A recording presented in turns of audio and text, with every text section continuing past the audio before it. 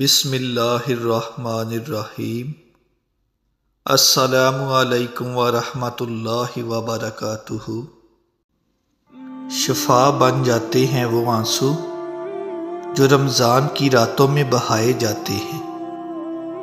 تراویح، تہجد اور پھر سحری کتنی حسین راتیں ہیں نا۔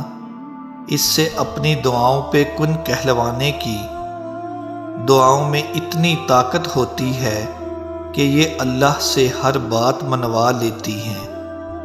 پھر مسئلہ نصیب کا ہو یا قصہ ماضی، ادھوری کہانی ہو یا مکمل کام،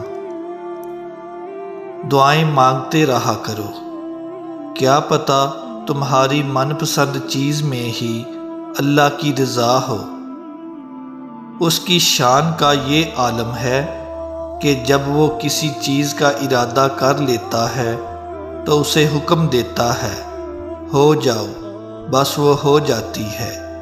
تو پھر میں تم کیوں سوچتے ہو کہ وہ تمہارے ٹوٹے دل کو ایسے ہی رہنے دے گا؟ وہ قبول کر لے گا وہ سب دعائیں جو تمہارے دل کو غمگین رکھتی ہیں، وہ سب دکھ جو تم روز جھیلتے ہو، اور وہ سب آنسو جو تم اس کے در پہ بہاتے ہو۔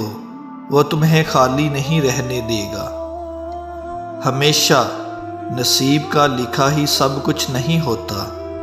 اللہ نصیب کا کچھ حصہ اس لیے بھی خالی رکھتا ہے تاکہ اس کو تمہاری دعاؤں سے مکمل کر سکے۔ جن راستوں سے اللہ تمہیں گزار رہا ہے، ممکن ہے کہ انہی کا کنارہ معجزوں سے مل جائے۔ جس طرح ہر رات کے بعد صبح ہوتی ہے، اسی طرح ہر دعا کے بعد اللہ کا کن ہوتا ہے۔